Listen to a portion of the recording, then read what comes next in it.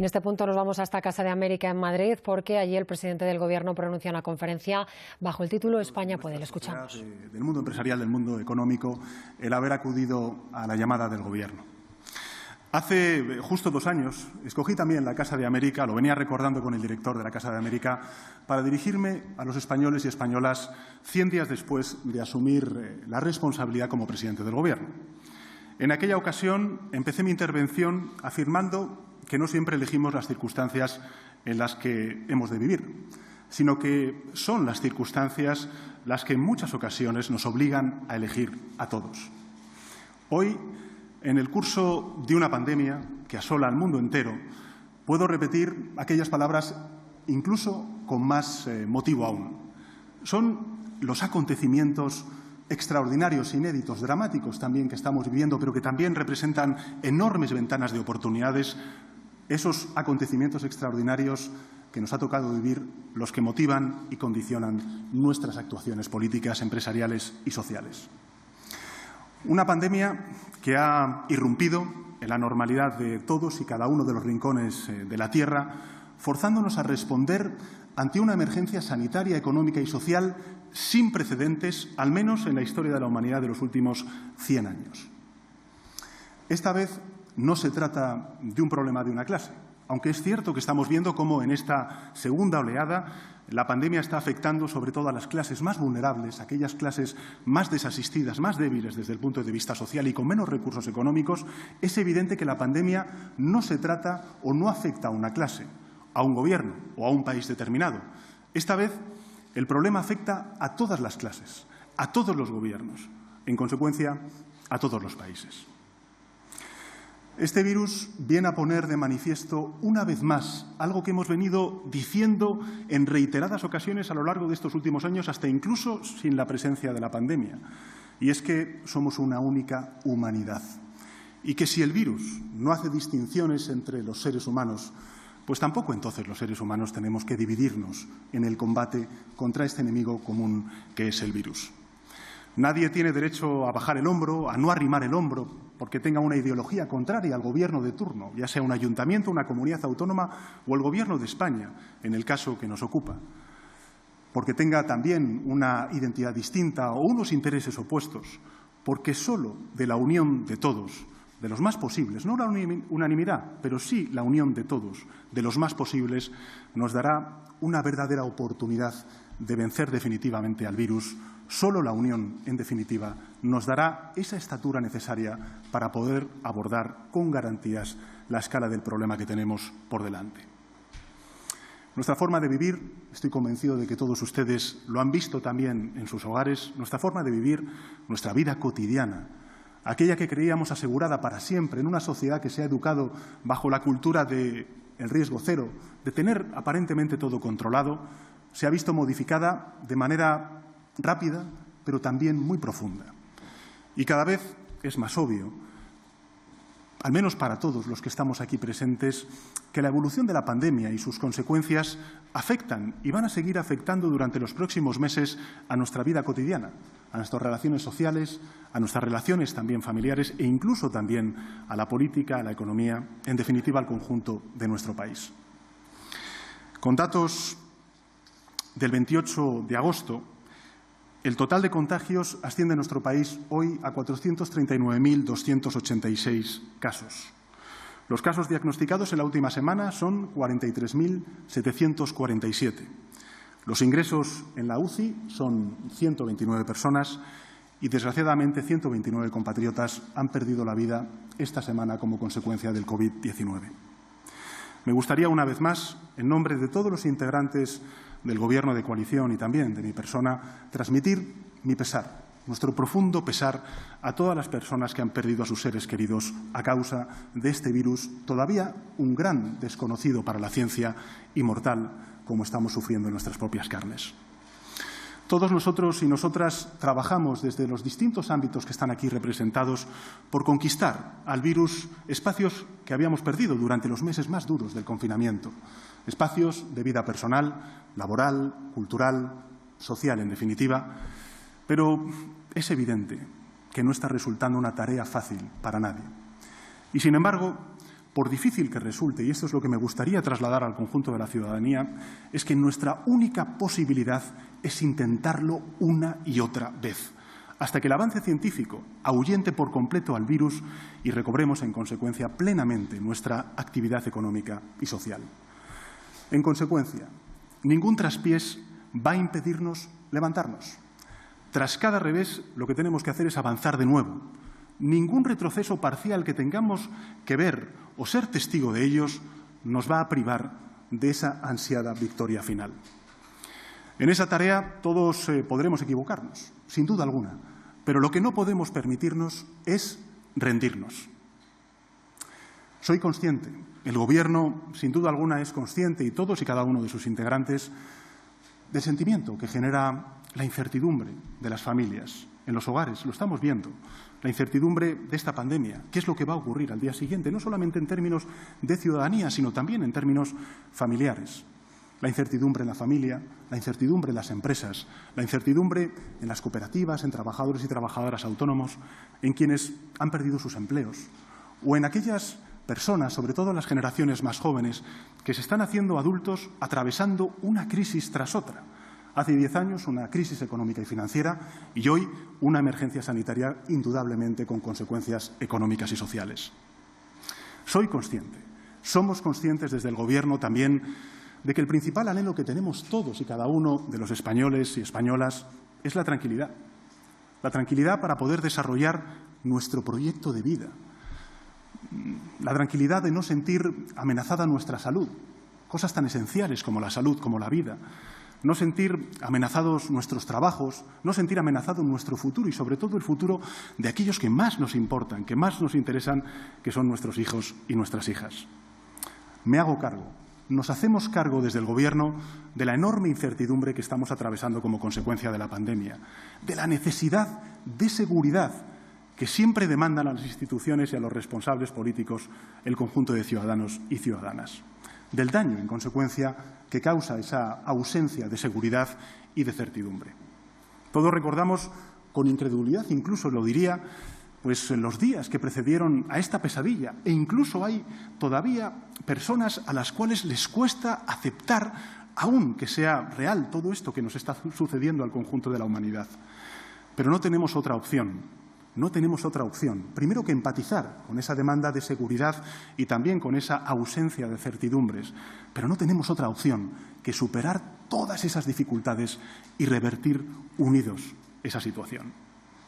Es cierto que en nuestro país, si miramos la vista atrás y echamos un recordatorio, hacemos un recordatorio de nuestra historia, es cierto que nuestro país ha sido golpeado con dureza en otras muchas ocasiones. Y es cierto que en esta ocasión, a diferencia de lo que ha ocurrido en otras ocasiones, España no va a estar sola para erguirse de nuevo. Sí estuvo sola, desgraciadamente, tras la Guerra Civil y tras la Segunda Guerra Mundial, cuando vimos pasar de largo la comitiva del Plan Marshall, que sí socorrió al resto de la Europa occidental. Volvió, desgraciadamente, a sentirse sola hace 10 años nuestro país, sobre todo las familias más vulnerables, cuando la fiebre de la austeridad hizo recaer el coste de la crisis económica y financiera sobre los más débiles. Debilitó nuestros sistemas de protección social, que aún estábamos recomponiendo, reconstruyendo antes de la emergencia de esta pandemia, y el esfuerzo de resistencia recayó sobre las familias. En esta ocasión, y esto creo que es también un punto importante de diferencia respecto a crisis precedentes, Europa ha sabido estar a la altura. Europa no se ha desentendido de la suerte de Europa. El acuerdo del Consejo Europeo del pasado mes de julio me parece que representa un hito inédito en la historia de la construcción europea, un hito que moviliza a escala continental unos recursos sin precedentes a la altura y con la magnitud del desafío que tenemos por delante desde el punto de vista económico y social. 140.000 millones de euros. 140.000 millones de euros durante los próximos 6 años a gestionar, pero a definir durante los próximos 3 años. De ellos, 72.000 millones de euros serán en transferencias directas. Y ahí reside una enorme oportunidad de transformar, de corregir y de convertir a nuestra sociedad en una sociedad mucho más resiliente desde el punto de vista social y económico. El Gobierno está avanzando los preparativos del Plan Nacional de Recuperación, Transformación y Resiliencia, que va a trazar la hoja de ruta de la recuperación y también responder a los próximos retos de la década. Será el plan que llevemos a las instituciones comunitarias, a Bruselas, un plan que, según las estimaciones del Gobierno, impulsará el crecimiento económico en el largo plazo en nuestro país en un 2% del Producto Interior Bruto, por encima del 2% del Producto Interior Bruto. Un plan que se inspira en la Agenda 2030, que está muy presente en las políticas del Gobierno de España, en consecuencia en los Objetivos de Desarrollo Sostenible marcados por Naciones Unidas, y también que se inscribe y se construye sobre los abundantes trabajos previos, las medidas normativas y económicas aprobadas en estos meses con el fin de mitigar el impacto de la emergencia sanitaria y facilitar, en consecuencia, la recuperación rápida y sostenible. Sucede en ocasiones en la historia de los países que un gran acontecimiento imprime un giro brusco en el rumbo de las sociedades. Pero otras veces, como es el caso, una gran calamidad como esta pandemia no cambia el rumbo de las naciones, pero sí acelera ese rumbo. Esto es lo que ha sucedido en esta ocasión con la gran pandemia del COVID-19. Lo he hablado con muchos de ustedes a lo largo de estos últimos meses. Golpeados por una desgracia como la que estamos viviendo, como la que estamos sufriendo, hemos tomado plena conciencia, hemos tomado plena visibilidad de que tenemos que acelerar algunas de las transformaciones que ya necesitábamos antes de la pandemia. Este plan pretende acelerar las transformaciones que ya precisaba nuestra sociedad, nuestro país, España, las que necesitaba antes de la pandemia y que ahora necesita con más urgencia, con más perentoriedad. En primer lugar, si antes España necesitaba un impulso de transformación digital, sobre todo entre las pequeñas y medianas empresas, ahora el apremio es aún más perentorio. En circunstancias críticas hemos comprobado que el futuro del trabajo pasa por lo digital, que el futuro del ocio pasa por lo digital, que el futuro de la educación pasa por lo digital y que otro tanto sucede con el comercio, con los contactos interpersonales y hasta incluso, como hemos comprobado durante estos meses de pandemia, nuestra salud pasa también por lo digital. Simplemente un dato para que seamos conscientes de la magnitud de esta transición digital que tenemos que abordar. Alrededor del 40% del Producto Interior Bruto europeo estará digitalizado pasado mañana, en el año 2021.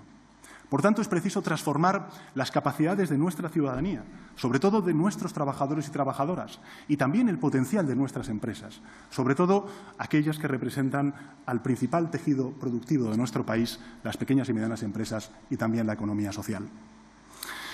Es mucho lo que España tiene hecho en este terreno. Es evidente que tenemos mucho avanzado en las nuevas tecnologías, en el 5G, particularmente evidente en las infraestructuras digitales gracias al aporte de las grandes corporaciones tecnológicas, donde evidentemente estamos aventajando a los demás países europeos. Pero aún es más lo que nos queda por hacer en el ámbito de la transición digital en nuestro tejido empresarial, sobre todo en las pequeñas y medianas empresas. Ahí es donde está el futuro de nuestro país. Es algo que ya sabíamos antes de la pandemia, lo he escuchado en muchos de los interlocutores que están aquí presentes, pero ahora sabemos con certeza, con la certeza que proporciona la experiencia, que esta transición digital la tenemos que acelerar durante los próximos meses y durante los próximos años. Y junto con la transición digital, la transición ecológica. Antes de nada, me gustaría trasladar, en nombre del Gobierno, la solidaridad con el pueblo andaluz, con el pueblo extremeño, también con otros territorios de nuestro país, que están sufriendo dos extremos de una misma emergencia, que es la emergencia climática. El extremo de los incendios en el sur de nuestro país, en Extremadura, pero también el de las tormentas, el de los granizados en otras partes de nuestro país. La península ibérica, como ya nos decía la ciencia hace muchos años, va a ser un lugar donde el cambio climático se sienta con mayor impacto. Y, en consecuencia, tenemos que acelerar esa transición ecológica si queremos garantizar no solamente la prosperidad social de nuestro país, sino también el porvenir como comunidad. Si antes, en consecuencia, España necesitaba, como el mundo entero, una transición ecológica sin demora, ahora es preciso adelantar nuestros plazos y también nuestros mejores planes. En primer lugar, porque si antes hablábamos en abstracto de una emergencia climática, ahora, después de esta emergencia sanitaria, yo creo que todos y cada uno de los ciudadanos de nuestro país es plenamente consciente del alcance de la palabra emergencia. Hemos vivido lo terrible que puede llegar a ser el impacto de la naturaleza sobre nuestra salud y en nuestra vida cotidiana. Y, en segundo lugar, porque las energías limpias y todo lo que viene acarreado con la transición ecológica en el ámbito de la economía circular, por citar otro ejemplo, son esos cambios derivados que nos van a plantear un extraordinario impulso económico que ahora necesitamos más que nunca, en el ámbito del crecimiento económico potencial, en el ámbito del empleo y, sin duda alguna, también en el ámbito de la creación y la perdurabilidad de muchísimas empresas. España, y esta es una de las grandes noticias, al igual que en la transición digital, España ya cuenta con empresas y también con un tejido asociativo cuyos productos, cuyos servicios luchan para frenar el consumo de plásticos y de residuos. España cuenta con empresas, con colectivos que están a la vanguardia, que emplean únicamente materiales reciclados, o con compañías que proveen a sus clientes con una energía 100% verde. Nada de esto es algo completamente nuevo, lo sabemos. Aquí hay empresas líderes en el mundo precisamente vinculadas con la transición ecológica.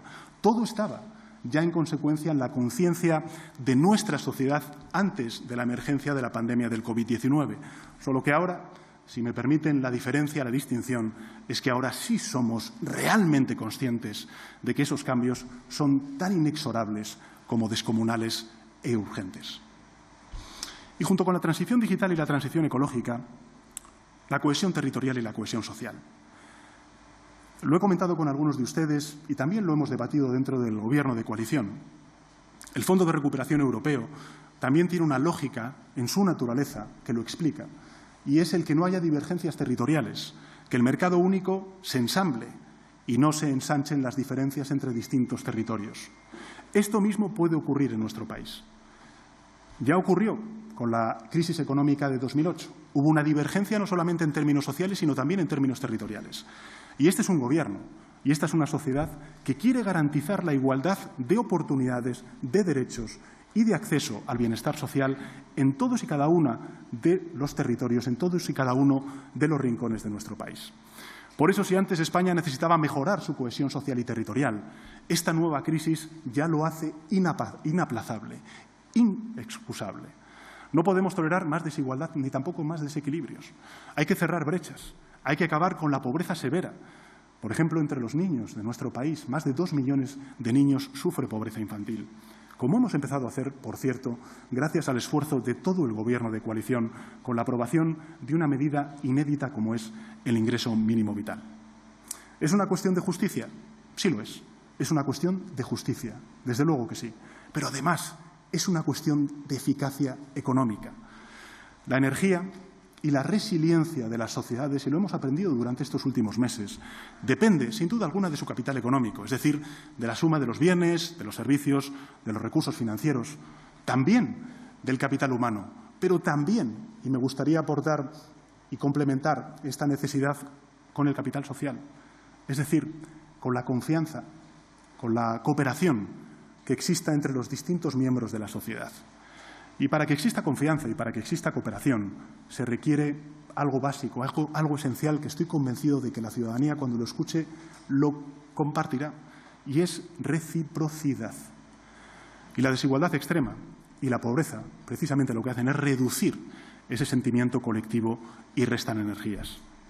Sin cohesión social no hay progreso duradero. Sin cohesión social no hay sentimiento de comunidad. Pongámoslo en términos muy cotidianos. 2 personas separadas por un abismo de desigualdad social, por un abismo de recursos económicos, no se sienten parte de una misma comunidad. Y sin comunidad, pues no hay respuesta eficaz a ninguna crisis, y mucho menos a una crisis de la envergadura que estamos afrontando. Cuando se imponga o cuando se impone, y lo hemos visto en algunas otras ocasiones, la consigna del sálvese quien pueda, la experiencia es que casi nadie se salva en esa tesitura. Necesitamos, en consecuencia, cohesión social para sumar todas las energías a la empresa de la recuperación que nos convoca al conjunto de la ciudadanía. Y también necesitamos cohesión territorial. El planeta, mucho antes de la pandemia, mucho antes de la emergencia sanitaria, cruzó una línea insólita en el año 2008. Por primera vez, la mayoría de los seres humanos pasaron a residir no en entornos rurales, sino en medios urbanos, en las ciudades.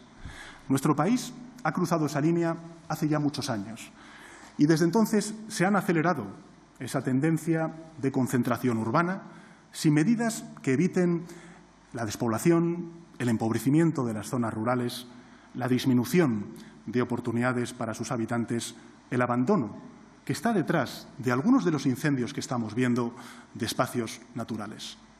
Hay que aprovechar en consecuencia esta oportunidad, este cambio de mentalidad que imprime la pandemia, mejor que ninguna otra, para impulsar la cohesión territorial.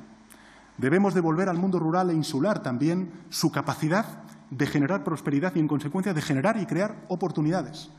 Garantizar en él, en el medio rural, en el medio insular, servicios, derechos, que permitan una vida más plena para sus habitantes y un desarrollo mucho más armónico y más sostenible para el conjunto de nuestro país. Si me permiten un poco la concatenación, una España digital propicia una España cohesionada. Y una España cohesionada en lo territorial facilita una España verde. Y en cuarto lugar, junto con la transición digital, junto con la transición ecológica, junto con la cohesión social y territorial para que nadie quede atrás y ningún territorio quede atrás, del mismo modo necesitamos sumar a esta empresa a todos, pero también a todas.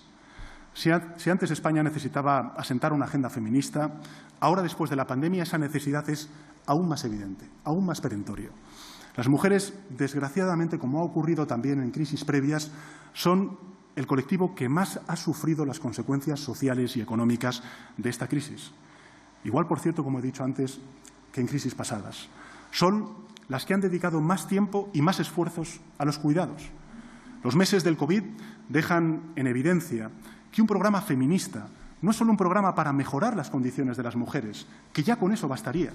Es un programa para mejorar las potencialidades del conjunto de la sociedad española. Por tanto, son 4 vías de trabajo en las que debemos aplicar todo nuestro talento y todo nuestro coraje como país. En primer lugar, una transformación digital que modernice nuestra economía, que eleve el crecimiento potencial, que cree empresas, que perduren algunas empresas gracias a esa transición digital y, sin duda alguna, también que creen empleo y que no excluyan socialmente. En segundo lugar, una transición ecológica que mejore las condiciones de vida, que eleve a las generaciones futuras un planeta sostenible y que cree empleo de calidad. En tercer lugar, una apuesta, yo diría, inquebrantable por la cohesión, como principio vector de toda acción pública, la cohesión social y la cohesión territorial para hacer que la justicia social sea también el otro envés de la moneda.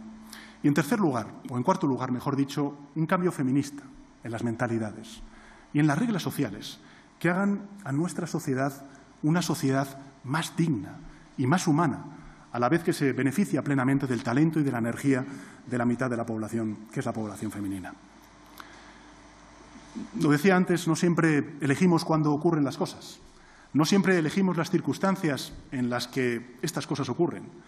Pero lo que sí podemos elegir es, 1, la determinación y 2, el sentido en el que afrontamos estas circunstancias. Y estamos ante una disyuntiva y tenemos que optar entre 2 caminos. Podemos optar por la unidad o podemos optar por las viejas divisiones y las antiguas querellas. Lo hemos comprobado, si me permiten, a lo largo de la lucha contra esta gran pandemia del COVID-19, sobre todo en su primera fase. Fuimos capaces de doblegar la curva. ¿Cuándo? Cuando todos actuamos unidos, cuando todos respondimos unidos. A nadie se le ocurriría, por ejemplo, que fuese posible doblegar aquella avalancha de contagiados, de circulación del virus, pues contando solo con la mitad de los profesionales sanitarios, con la mitad de los militares, con la mitad de las fuerzas y cuerpos de seguridad del Estado. A nadie se le pasaría por la cabeza contener el virus, ni a cualquier enemigo, con una sociedad dividida en 2 o con una sociedad enfrentada. Lo hicimos juntos y lo conseguimos juntos. Esa es la lección que tenemos que sacar de lo ocurrido durante estos últimos meses. Frenamos la ola más feroz, diría yo, y destructiva de la pandemia. Y ahora es el momento en que, además de mantener la batalla contra el virus, nos toca relanzar nuestra economía, nuestras empresas y también crear empleo. Es el momento de darle a España la verdadera dimensión de sus posibilidades y también de sus potencialidades.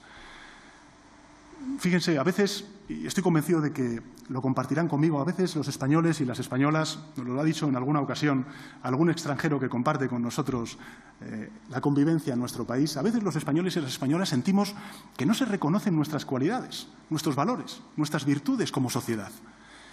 Y quizá deberíamos empezar por reconocérnoslas nosotros mismos. Porque en muchas ocasiones se habla mejor fuera de España que dentro de España, como nos recordaba precisamente el director del Instituto Cervantes en una reciente entrevista que hizo a un medio de comunicación. Somos un país admirable. Y esto no es una lectura ni una disección autocomplaciente de todo lo que tenemos por hacer en nuestro país. Ahí está la desigualdad, ahí está, por ejemplo, la falta de oportunidades de nuestros jóvenes, ahí está la violencia machista, por citar cuestiones que tenemos pendientes, o el paro estructural que sufren precisamente personas de mi generación de más de 50 años. Pero somos un país admirable. Y lo somos no solo por aquellas cosas en las que siempre nos hemos reconocido como admirables cuando estamos con nuestros amigos y nos definimos como sociedad. Nuestro patrimonio, nuestra cultura, nuestras lenguas diversas, nuestra filosofía de vida, nuestro carácter emprendedor, nuestro carácter abierto. Lo somos por eso, claro que sí. Pero también somos admirables por aquellas otras cosas en las que en muchas ocasiones hemos flaqueado o mostrado dudas.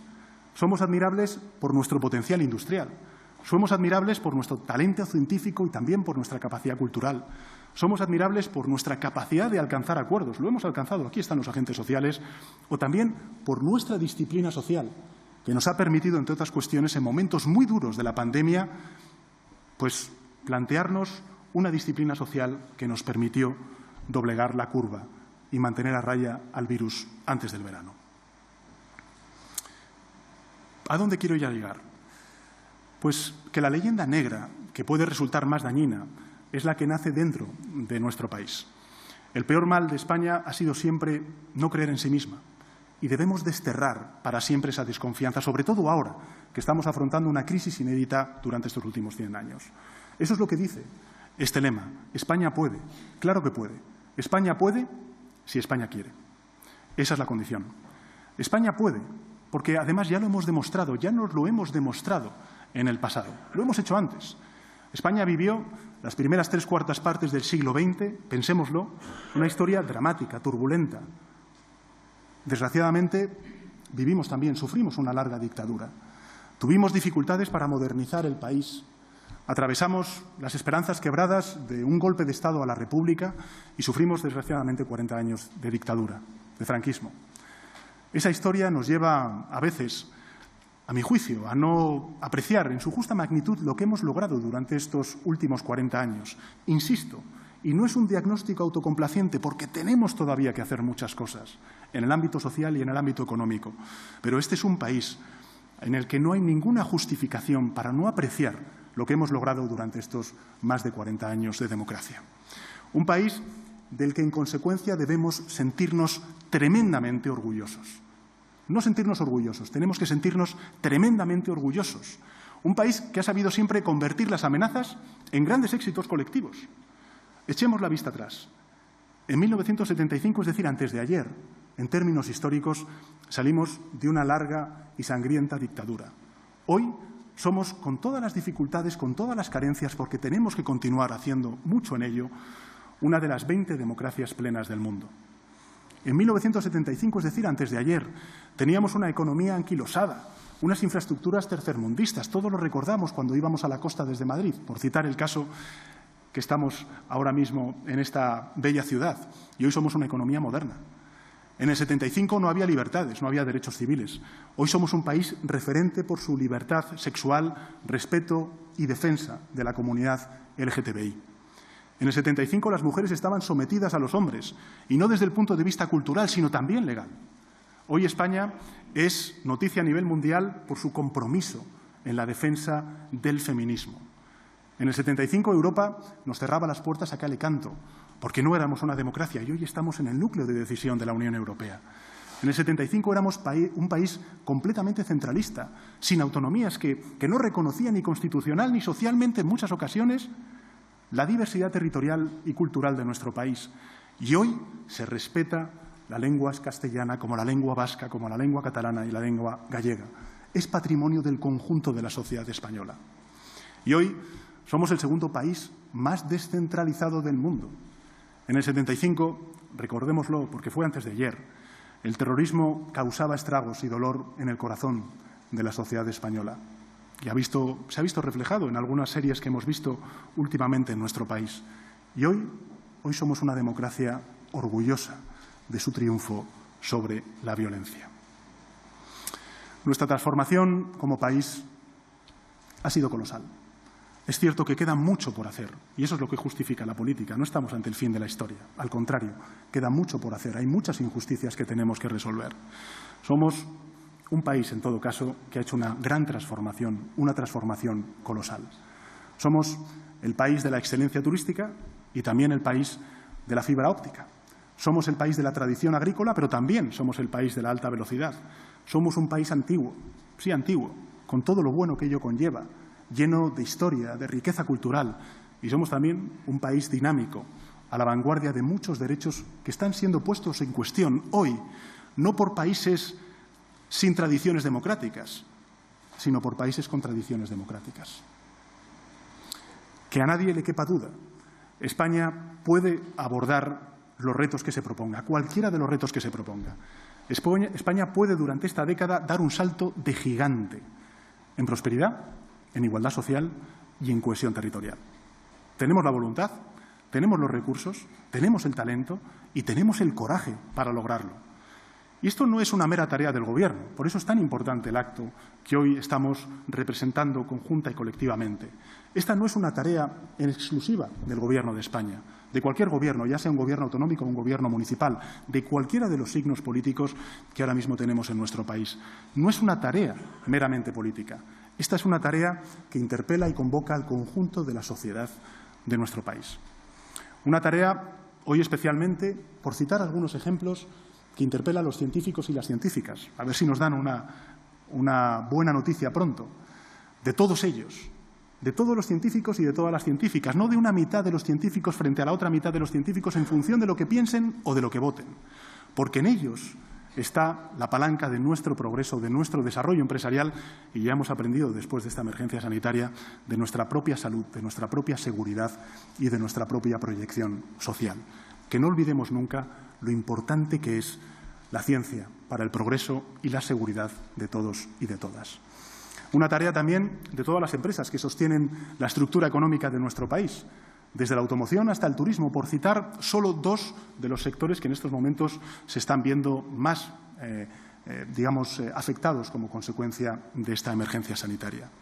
De todos los sectores económicos, de todos los empresarios, también de todos los trabajadores, no de la mitad de ellos que votan a una u otras siglas. Una tarea de los emprendedores que al arrancar un pequeño negocio, ya sea una startup o ya sea una cooperativa, la economía social, que es muy importante en nuestro país, convierten a España, a nuestro país, en una de las naciones más dinámicas de Europa, con ciudades como Madrid o Barcelona a la cabeza de esos proyectos. De todos, insisto, de todos los emprendedores, no de la mitad que profesa unas creencias frente a otros que profesan otras creencias. Una tarea también de los profesionales de la música, a los cuales agradezco además su resiliencia en estos momentos, del arte, de la danza, de la literatura, del cine, del teatro, de toda la industria que le da soporte a la cultura tan importante en nuestro país. No de una mitad contra otra, no del cine contra el teatro o del teatro contra la danza, porque la cultura, toda la cultura, es aquello que nos representa como sociedad y defiende nuestros valores más humanos.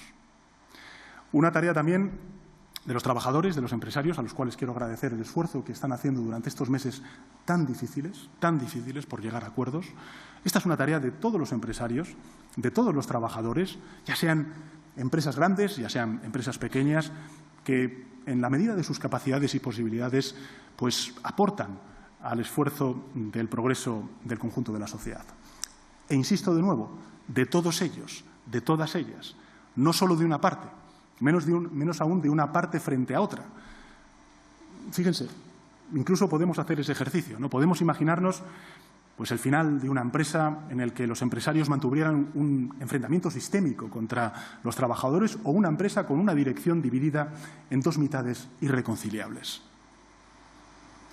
Una tarea también de los agricultores, de los ganaderos, que defienden esa España a la que antes apelaba, que es la España anclada a la tierra, que es tan necesario, más necesario aún después de la pandemia, y de todos, de nuevo, no solo de esta o aquella mitad de entre ellos.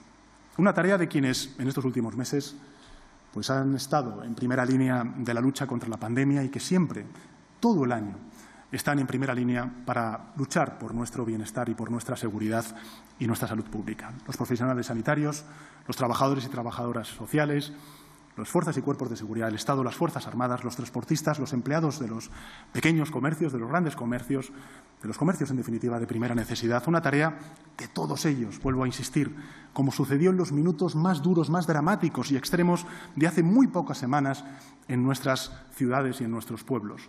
No de una parte, todavía menos de una parte contra otra.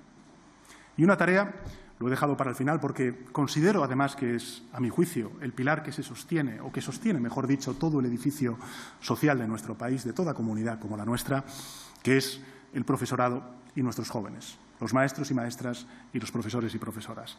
De los primeros, porque son quienes hacen grande a nuestro país, quienes difunden y asientan no solamente los conocimientos, que con ello ya es importante, sino también los valores y, en definitiva, el futuro de todos nosotros, que son nuestros hijos y nuestras hijas. Y, en segundo lugar, nuestros jóvenes, porque serán ellos los encargados, al final, de revitalizar la sociedad por la que trabajamos. Una vez más, insisto en esta idea, de todos, no de una parte. Por eso, quiero decirles que España quiere, y que si España quiere, España puede. Eso sí, hemos de querer muchos, si no todos. Cuantos más, mejor. Tenemos por delante 40 meses decisivos de una legislatura crucial. Lo dije al principio de mi intervención, no siempre elegimos, lo hemos visto no solamente en nuestras vidas como consecuencia de la pandemia, sino también antes de ella, no siempre elegimos las circunstancias en las que hemos de vivir. A veces las circunstancias en muchas ocasiones son las que nos obligan a elegir a todos. Y este Gobierno que presido, el primero de la historia de la democracia en coalición, recibió un mandato electoral inequívoco y también reiterado, porque no lo dijo una vez, sino lo dijo en 2 ocasiones el pueblo español cuando fue convocado a unas elecciones generales el pasado año 2019. Pero entre nuestras previsiones y entre nuestros planes no figuraba esta calamidad de ver la emergencia de una pandemia como el COVID en nuestro país, en nuestro continente y en el conjunto de la humanidad, que ha trastornado nuestras vidas de lado a lado y de arriba abajo. Y en estas circunstancias que nos obligan a elegir, el Gobierno lo tiene claro. Elegimos unidad, no división, no enfrentamiento, no confrontación. Elegimos unidad, unidad y unidad. España debe entenderse con España como Europa se entendió con Europa en el mes de julio, para fijar ese rumbo de recuperación. La clave es que necesitamos hacerlo entre todos, como he dicho antes. España ha sido golpeada por la mayor calamidad en forma de una pandemia del último siglo, al igual que el conjunto de sociedades de la Tierra. Nada puede volver a ser como antes de que el fatídico virus irrumpiera en nuestras vidas de la manera más o tan dramática. Eso lo saben las familias, eso lo sienten los trabajadores y también los empresarios y empresarias, lo perciben los alumnos, también los profesores, los pequeños y los medianos empresarios, los jóvenes y los mayores. ¿Cómo no vamos a darnos por enterados los partidos que representamos a esa sociedad? ¿Cómo podríamos seguir con nuestros antiguos hábitos, con nuestras antiguas costumbres, con nuestros antiguos clichés? ¿Cómo podríamos seguir como si todo fuera como antes? El desafío es tremendo, es apabullante. Es una sociedad combatiendo cuerpo a cuerpo, como estamos viendo, en todos sus espacios para mantener a raya a un virus que es mortífero. Desde las escuelas, que van a abrir esta semana, hasta las empresas que abrieron ya hace meses. Desde los hogares hasta los hospitales. Es un mundo que ve detenerse súbitamente los engranajes comerciales, sociales, culturales. Este es un país que ve desplomarse su riqueza 2 dígitos este año por razones que nada tienen que ver con sus fundamentos económicos, con la productividad, con el trabajo, con el ahorro. El desafío es tan ingente que nos ha de convocar a todos. Es el mayor reto en un siglo y no puede enfrentarlo y menos superarlo una parte de la sociedad, una parte de la población, una parte de la política, una parte de la economía, una parte del país. No puede superarlo media España dando la espalda a la otra media. Menos todavía media España contra la otra media. Fíjense, les confesaré que me choca incluso oír en el debate público, en el debate político, también en los medios de comunicación, hablar de las comunidades autónomas del Partido Popular y las comunidades autónomas del Partido Socialista. Para empezar, las comunidades autónomas son de los ciudadanos, de todos los ciudadanos, no del partido que las gobierna circunstancialmente. Hemos comprobado en esta crisis terrible, dramática, que aún seguimos sufriendo, que no hay virus de derechas ni virus de izquierdas. Hay un virus que nos amenaza a todos y a todas. No hay contagiados, ni hospitalizados, ni fallecidos de uno u otro color político. No hay fallecidos de derechas o de izquierdas. Hay fallecidos, hospitalizados, infectados de todos. Igual que hay sanitarios, militares, policías, limpiadores, maestros, empresarios, que trabajan para todos y a todos nos protegen. Y del mismo modo deben comportarse las instituciones públicas, trabajando para todos. Y así se está comportando y se comportará, lo garantizo, el Gobierno de coalición, pensando en todos los españoles, comenzando desde luego por aquellos que más necesitan del amparo de la acción política, de la acción pública. En consecuencia, la primera condición sería esa, para poder superar con garantías este drama, esta pandemia, esta emergencia sanitaria, económica y social. La primera condición es avanzar en la unidad frente a la pandemia, desterrar la pelea partidista de la lucha contra el virus. Ese ha sido el leitmotiv de la acción del Gobierno. Necesitamos, junto a ello, en segundo lugar, algo básico, algo esencial, y son instituciones sólidas. Instituciones sólidas, repito. ¿Las instituciones qué son? Las instituciones son la expresión material del pacto de convivencia que una sociedad se otorga. Nosotros contamos con una Constitución que plasmó un propósito de concordia y que abrió hace 42 años un periodo insólito, inédito, de paz civil, de democracia y de prosperidad en nuestro país. Podemos apoyarnos en la Constitución, también en las instituciones que contiene la Constitución para el esfuerzo de recuperación que nos aguarda. En todas las instituciones que ampara, y repito, en todas las instituciones que ampara, no solo en algunas seleccionadas o entresacadas a capricho del interés político de un u otro partido, no solo en ciertos momentos propicios, a las duras y a las maduras. Es cuando tenemos que ejercer esa convicción de fortalecer nuestras instituciones públicas. Las comunidades autónomas, por ejemplo, son parte esencial en su título 8º de la Constitución española y debemos invocarlas y respetar sus competencias en primavera y también en otoño. El Poder Judicial es un poder esencial del Estado y debemos invocarlo cuando conviene y también cuando incomoda. Y debemos siempre impulsar y cumplir con el artículo 122 que fija su renovación puntual y a la cual ya estamos llegando tarde. Y junto con el Consejo General del Poder Judicial, que es el órgano, el gobierno de los jueces, el Tribunal Constitucional, que es el intérprete máximo de nuestra Constitución, de nuestra Carta Magna. A él se consagra precisamente un título íntegro de la Carta Magna, que es el 9º.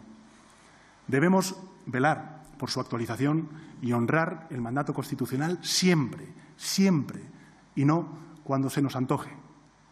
Y otro tanto sucede con otras muchas instituciones que necesitan de renovación, como es, por ejemplo, el Defensor del Pueblo, una figura constitucional que contempla nuestra Constitución en el artículo 54. En definitiva, para recuperarnos necesitamos trabajar unidos. Y para trabajar unidos necesitamos instituciones sólidas, legitimadas, actualizadas. Y necesitamos, junto a ello, además de la unidad, además de esas instituciones robustas, y eso es lo que pido en este curso político que empieza, necesitamos un nuevo clima político. Necesitamos un nuevo clima político. Un clima político marcado por la estabilidad y por la unidad. El Gobierno de coalición que yo encabezo puede garantizar la estabilidad del Ejecutivo durante los 40 meses de legislatura que tenemos por delante. Por descontado, así lo hemos comprometido. Pero, siendo imprescindible la estabilidad, esta no es suficiente, no basta. Precisa de la máxima unidad. Una unidad que se imponga sobre los viejos clichés, como he dicho antes, sobre los viejos hábitos anteriores a la pandemia, porque nos aguardan retos enormes, retos inimaginables, retos insuperables con las viejas fórmulas. solo abordables con el esfuerzo de todos, o cuando menos al menos el esfuerzo de muchos, el esfuerzo de los más. Quiero que se me entienda bien, porque no estoy apelando a la unanimidad, no soy ingenuo. Quiero que se me entienda bien. La gravedad de la situación no exige que nadie abandone sus convicciones. No lo pedimos desde el Gobierno, ni siquiera sus preferencias. Tampoco lo pedimos. Cada cual puede seguir adherido a su particular escala de valores. Puede situar en una u otra posición el valor del progreso o de la conservación de los valores tradicionales en una sociedad.